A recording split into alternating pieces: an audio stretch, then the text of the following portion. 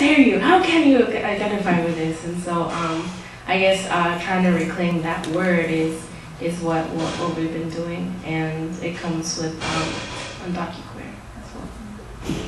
Reclaiming or not using illegal to identify, we use undocumented. You know, similar ways of thinking in that sense too. Yeah, I also identify as queer. I think when I was trying to understand what my sexuality was, I was very resistant in identifying as gay. And actually, for a long time, I think I didn't want to take any labels because I just felt like there was no label that encompassed like what my sexuality was as being fluid. That's the way I saw my sexuality. And it wasn't until I heard of queer that I was like, oh, I mean, to me it just sounded like I learned about its, I guess, political implications and also its history, and how it just, saying queer, for me it meant, like Miguel said, like challenging, I think, this heteronormative idea of what a relationship is like. And I think that's why I was very accepting of it too. I mean, I'm very identify as queer, or comfortable identifying as queer. And also because it makes me feel like I'm part of a much broader community that's not limited to just LGBT.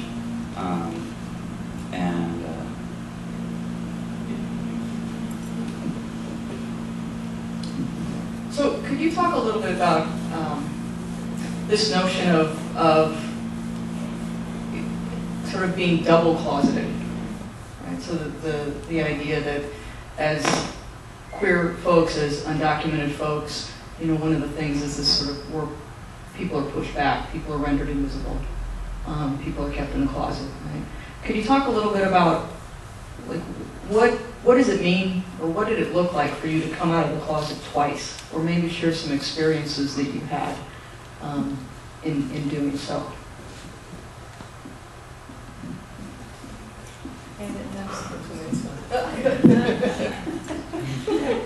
Oh. Start this way now.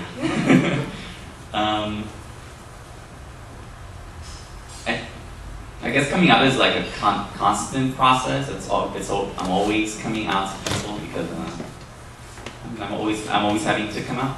I want people to know that that's my reality and that that's who I am. That's who I am. That's what makes me me. And so I think there's always this constant, like, or for me, not as much anymore, but oh, I wonder what people are gonna think. Like, where are they coming from? Because the reality is that there's, you know, there's perceptions of when people hear about when someone's undocumented, and perceptions of when someone hears that someone's queer, and so it's always like gauging, like what are they gonna think? What are they gonna say? Am I gonna be able to make my friend or whatever? But I think one specific example that I can think of was when I started working for an election campaign during last fall. And that was my first job outside of school, like outside of trying to tutor or being a peer counselor. I just needed money. And I was like, how do I tell them, like, hi, I don't have a social, how can I still work? And then when I finally got employed, I was like, to me, no one there was out as a queer individual, so I was like, how do I talk about my queerness here? I had never experienced not a safe space because I was always at UCLA, and UCLA to me was very queer friendly. There were so many spaces that have been created or have been developed within different, organizations that I was involved in to make it safe for myself. So when I was at work, I didn't know how to talk about me having a partner. I didn't know how to talk about me just identifying with being queer. When I would hear like homophobic comments, I was like, how do I call them out in their homophobia and then in their sexism without making them, I guess feeling uncomfortable because I didn't want to, it was the first time for me, so I felt like I had to be careful, and then like already coming out as queer and then like having that perception, and then knowing that I was in a sort of a homophobic environment. and then coming out as undocumented at the same time, and then thinking, I wonder if people are going to be put off by that, or are they going to report me? Are they going to try to fire me? Yeah, having those thoughts. I guess coming out both, as both queer and undocumented. To be honest, it was full of fear and being paranoia, honestly. I came out in high school as queer. Well, I think it's queer that I came out to friends like when I was in 10th grade.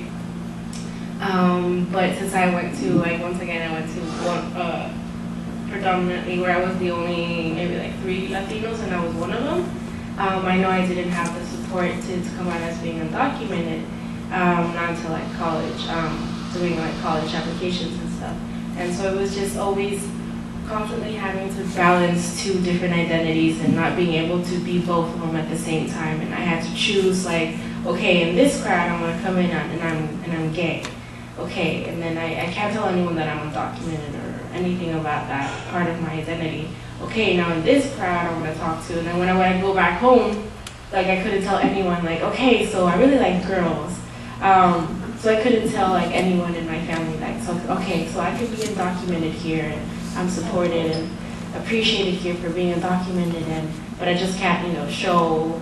And even showing a lot of my masculine energy, I knew I always had to hide it, and my mannerism, so I was just, it was awful, just full of being just paranoid and always policing my body and just having to always sit like that or something like that. When I knew I wanted to slouch or I wanted to cross my legs or something. And so it was just constant having to police everything that came out of my mouth, everything that had to do with my body, and it was just so stressful, just stressful, and it did add to, I feel I've gone through several periods of depression, and so high school and coming out of high school was one of them. Leaving school was another one, and then not knowing what to do after graduating or after finishing with all your classes, what to do was some of the stages that I've had in depression because of being in all these situations where I'm not. I feel a lot of this discrimination, so that's what it was like to come out. But at the same time, actually coming out of the closet and coming out of as undocumented and how empowering that has been a great healing experience for me as well. And that resilience that comes from having both identities, and just knowing that my queer identity, we had actually there's a recent presentation that all of us did, and it was before colonization. It's a history of queer identities and before colonization, how queer people were appreciated in indigenous communities and known as healers and shamans. And so knowing that and realizing that, yeah, that's true, and because a lot of us do a lot of healing work, it just all kind of made sense now, and appreciated for that identity and that different perspective that we do have and we do carry is how I've just embraced that so much.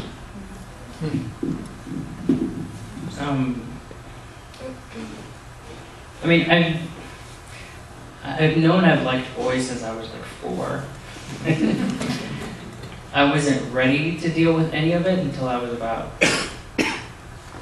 probably 19. And so I didn't date.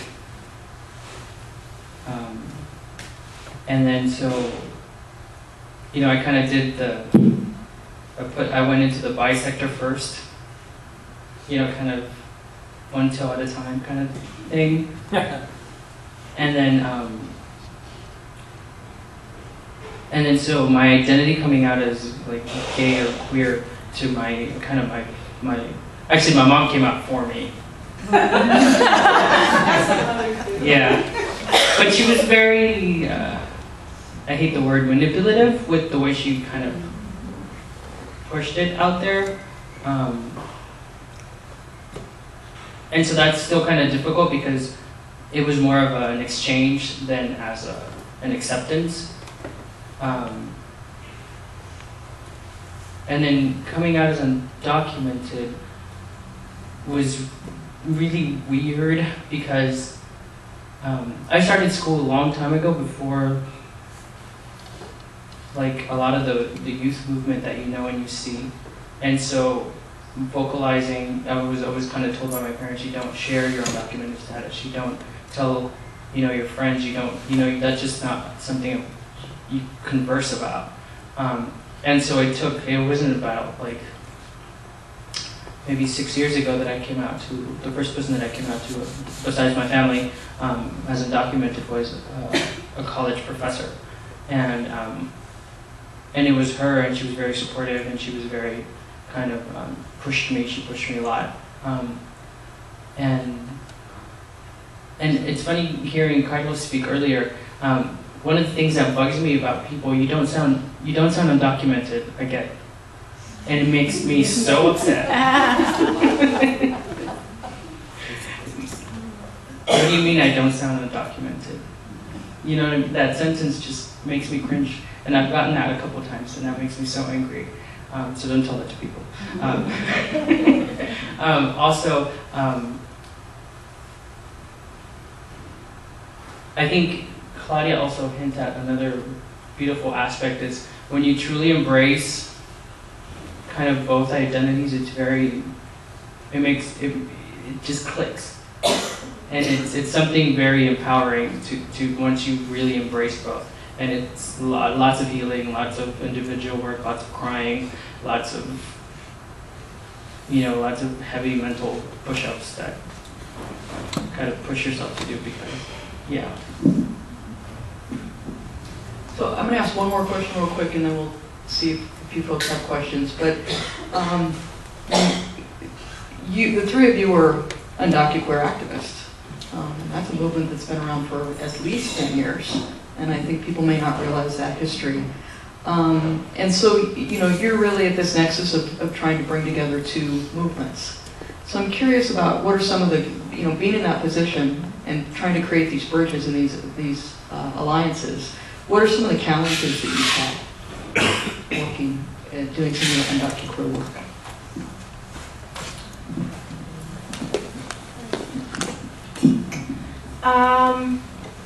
Well, actually, as an undocuqueer activist, I feel like the biggest challenge that I have faced and I am facing is visibility to a lot of the women. I feel like right now, a lot of the visibility and the voices out there are mainly gay males, and so it's been a very daunting, heavy challenge to try to push to have a lot of those leadership positions, to have a lot of those, even my own opinions, validated and recognized. And unfortunately, that is what's been happening right now, and where I've had that difficulty. Because there are also very few undocuqueer women out there, and just finding ourselves and finding each other has been so difficult, and trying to get together and talk a lot about the things that we want to do. And I feel like a lot of the ones that we are together, we are doing a lot of healing work, and then even pushing for that within even the immigrant youth movement, and pushing for that within a lot of the healing that we do need to do, and even within the undocuqueer movement that we have to do as well, has been one of the biggest challenges. As an activist, funding has always been a big challenge. When you're undocumented, you can't really access a lot of funding most of the time. And so it's funny because we talk about like having adult bills on like a teenager salary. It's been the constant struggle that we have. And I guess another one is always, I guess a lot of the movement, always the undocuqueer movement, goes a lot towards marriage, but it doesn't necessarily, to me right now, it's not something that's necessarily in my life. I respect it, of course, but it's also like, what are other stuff too that we haven't addressed and that we need to address, and so that's something that, and I feel like a lot of like undocuqueer women are challenging that as well, and what that means, and so that's the challenge right now.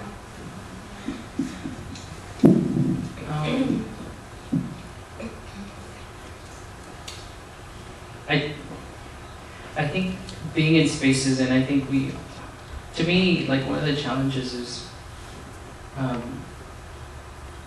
what hat do you wear to what? And that's always kind of troubling to me because I am not kind of divided. And sometimes when we talk about, you're going into this space, even if it's an LGBT queer space, are they accepting of the immigrant realities? Oftentimes we assume they will be, but sometimes they're not. And, challenging that. And then vice versa, going into something that's very pro-immigrant, but having that resistance because a lot of the immigrant work is based on religious kind of organizations or communities or just big national networks that are very religious that are not necessarily LGBT inclusive. So having those kind of discussions or even just having that kind of exchange is very difficult to have. And also, it's funny, like, we joke around, but we need to live. And so there's always this idea of funding. Like, I was thinking to myself the other day, I'm almost 20, what is it? I'm almost 29. And I was like, I make under $10,000 when a good year comes around. I was like, that's not very good. And I have a master's degree. And so when you often sit and ponder all these things, it's a lot of cycles I think we talked about, and I think a lot of the reasons why we do a lot of the things that we do is because it's a lot of mental health work that we're trying to heal to ourselves more than anything at first, but helping our communities along the way. And so those are kind of the big challenges, is always having these ideas and trying to keep a positive light, when you have all these things coming at you. And I think that's all I have so far. I think you both touched on most of what I was thinking too. But I was also thinking about how, like, as a queer, just identifying as queer and trying to enter spaces, as Miguel mentioned, it can be hard because wherever, like, homophobic comments and homophobic things are just, you hear them so often, and having to check that all the time in different spaces, it's exhausting too.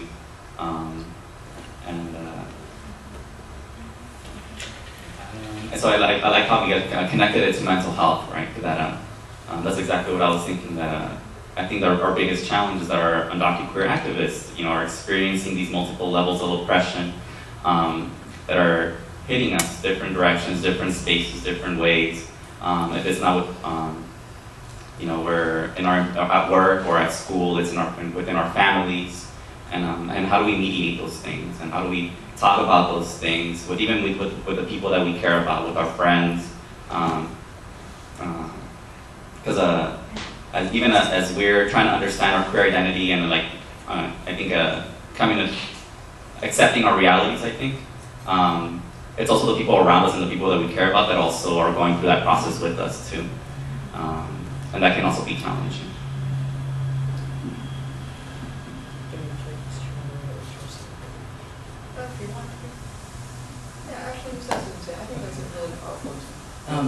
So this is just kind of, I think, the most current, kind of example that we can talk about, kind of sometimes the difficult struggles that we go through in organizing spaces.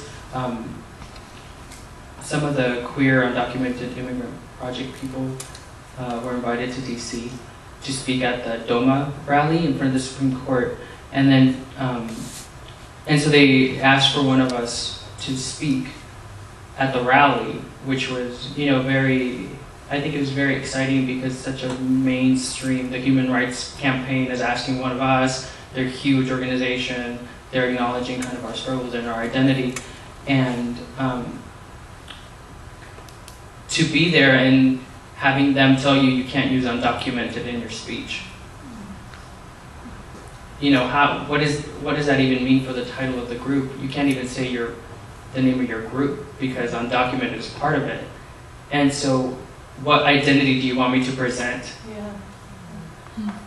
You know, and so those are the kind of like, we would think the HRC would have this progressive agenda, and then, but you can be queer, but not too undocumented. or degrees, you know, my H1 visa expired.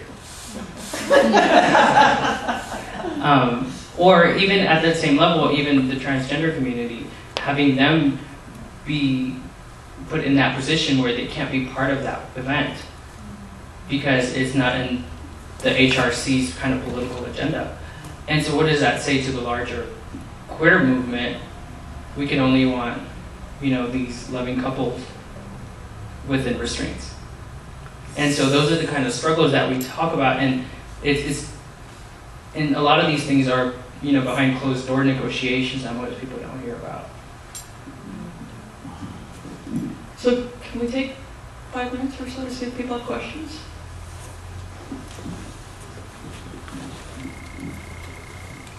Come in front of the camera. So as I'm coming in front of the camera, instructed by my husband, first of all, I want to see your faces because I was so incredibly impressed. I'm a white man that came up in the 60s to a welcoming American community. And that community allowed me to easily get into the country, easily become gay. But I'm totally inspired by the work you've done and the work you're doing under incredible, difficult situations. So if you need help, we're here for you. And I want to make sure everybody gives these folks a big hand. They've done a wonderful job, and thank you. Anyone else got a question? Oh, come on, folks. They've come all this way. Mac, you usually have something? Oh, all right, okay. I'll get a mic anyway. Hi. I guess I'm not understanding the designation queer because it used to be a slur, and I'm not quite understanding that transition. I think, well, maybe it's like in the 60s, people started calling themselves black instead of, which was a slur before, and maybe that's the same thing where you're co-opting it, or maybe you can explain it. Yeah. All right.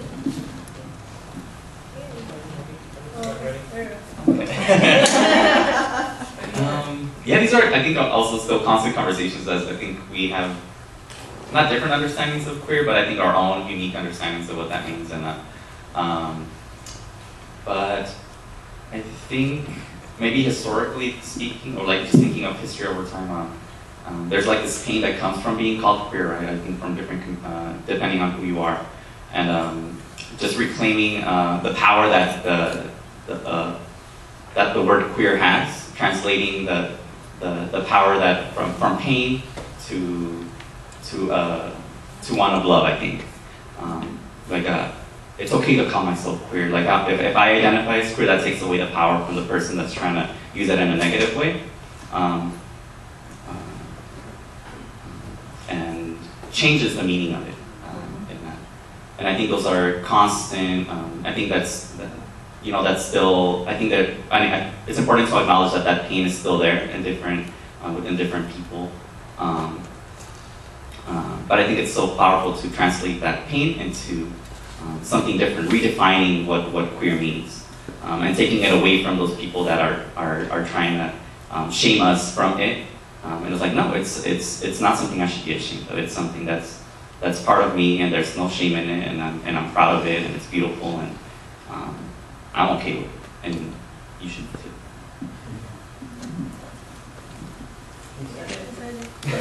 Other questions? First of all, I really wanted to say I'm inspired by you guys, and especially the fact that you, despite all the odds, you are all in college or graduated college, so props to you for that, first of all.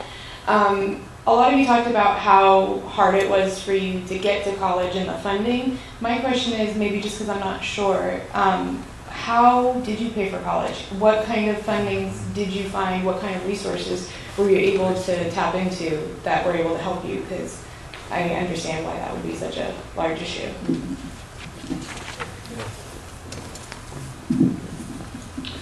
For me, I started college in 2002. And so things were much cheaper then. Remember when things were a nickel? That kind of idea. So when I started school, a quarter was $800. Now it's doubled, tripled almost. And so I was able to, it was very difficult because a lot of the times work became a priority instead of school, because if I didn't work, I didn't have. So I was working full-time, going to school full-time, because I also didn't want to waste my time paying fees. And so it was a lot of no sleep, becoming kind of, I hate to say it, but I was a machine. At some point, my body was just like, you're done. At some point, my arms started to fall asleep, and I was like, okay, this is not healthy. You need to chill. But it was, my parents paid for a good chunk of it. I would pay for a good chunk of it. And when I started my graduate program, I was able to tap into like fellowships. I just started applying to everything. I was like, excuse the word, fuck it. I'm gonna apply to everything that I can. And so little by little, I started just getting scholarships. I didn't think I was worth a scholarship at the time. And then once I started my graduate program, I was like, okay, I don't care. I'm applying to everything. I don't care if you ask me for a social security number. And then luckily they didn't. So it worked out in the graduate program, but before I was all like my own personal money and my parents. Yeah, same here. I actually started school in 2005, so it was a lot cheaper. Then as years started going, the fees went up. And it was, looking for scholarships, looking for resources within campus that would help me, like, for example, book grants. There's a program that would help us out that through the AB 540 Undocumented Support Group on campus, we were able to look for a lot of those grants that would help us to pay for books, which was a huge help because they're like $500 for like everything a lot of times. I've always worked too, so that would help me with even other things I had to pay, like commuting, gas, money, other like cell phone stuff. And then I have had been able to also get help from my parents. So when I couldn't do all of it, they were able to help me out. But it was mainly just like, hustling and looking for opportunities out there, looking for scholarships, looking to, a lot of times my classes would get dropped because I couldn't either pay for it on time, or there were also like installment plans, so we could do like payments for the whole fees. And so having to look for all of those things, so it's just like a lot of hustling to look for everything. And then even I had a lot of times I had to talk to professors and even beg them to keep me in, so that my classes wouldn't get dropped. Or even within like a waitlisting class, I always had to like, and ask them like, I can't take it next semester, I have to pile on a lot of classes. So that I can only go specific times. So there were times where I'd be taking 4 or 5 classes because I had to pile them on because I couldn't pay it for the next semester. So as many classes I can get on board is what I would have to do, and like working, working as an organizer. And working as an organizer, it's like way more than like a full-time job. So so it was really stressful, and there was just. I had a lot of stress, and then like a lot of unhealthy habits that developed, especially with, just like a lot of unhealthy habits with unhealthy food, not taking care of yourself, and so that's what ended up happening. But yeah, that's the struggling, is like hustling is what I've had to learn. Hustling pretty much defines. For me, it was I entered UCLA in 2006. At first, it was my dad was helping me a lot. He was back when tuition was about $2,000 or $2,500. My dad would rent the back room, so he rented it out to a family, and he would use those funds to pay for school. But when tuition went up, he just said like, I can't help you as much anymore. When I came out, he almost completely stopped helping me out, so I had to find my own ways of funding through either scholarships or working. I ended up, we also had an installment plan at UCLA Once the tuition fee increases happened at the UC level, which like I think went up 30, 50, I know it almost doubled, and it's not almost double than what it was when I first started. It's so difficult. Now I don't know how undocumented students do it without financial aid or any kind of financial support. But I ended up taking quarters off. I only had about a year and a half left when the tuition fee increase happened, like in 2010. And it's taken me almost, 3 years now to finish off that last year and a half that I needed.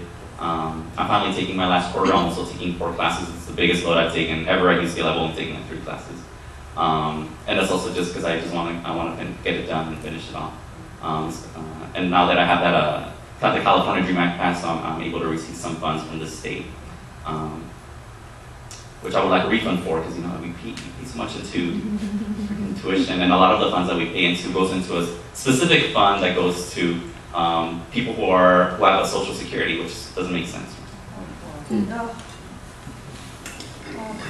So federal financial aid not available to undocumented folks, and in California, again, that's just a program that's just started sort of part 1 this past fall, and part 2 is going to come into effect in fall 13. I think there's a question over here. Yeah.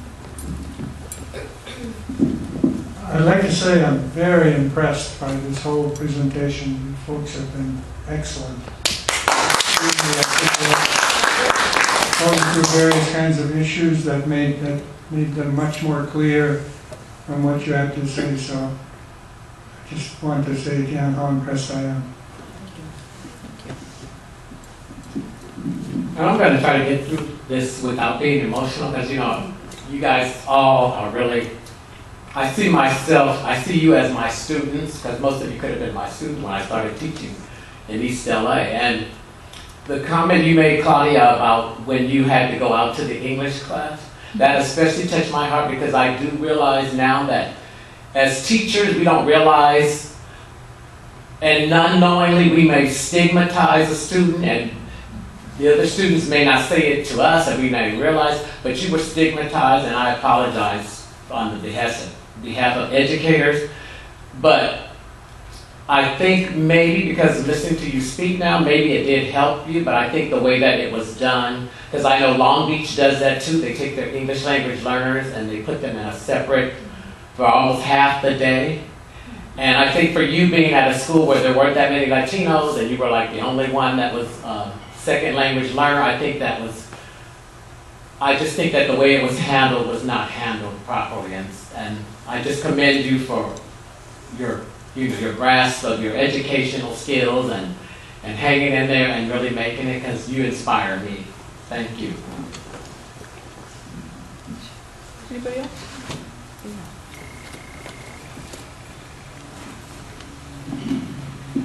I have a comment and a question. I saw you on TV. I almost tripped over my pants running to the TV to look, and I'm like, Dale, I know him. So now that you're a movie star, we're all doing the first one. Yeah, it was Channel 4 News right before the news, and big dress and everything. I'm like, oh, I'm like, it was related to undocumented people, folk, and health issues, and a few other things too. Little, shots of things. It really got my attention. So I appreciate it, and I stopped and turned and I watched, and I'm like, oh, it's bigger. It's bigger than just right here. And, so thanks. Were you in it too? We were there, but we were presenting actually during the time that the video was being filmed. Okay. But we were presenting on health as well for communities. Well, I saw it, and thank you. Thanks for being here. I'm so impressed. I look up to you guys. You help me to stand up right now in front of you guys and be brave and speak, because I don't like to do that too much. So thank you. So I wanted to know what's next. I know you do panels like these, right here. What else is going on? Can you share with us verbally? I know there's some things out on the table, but I was hoping to get that too. Thanks.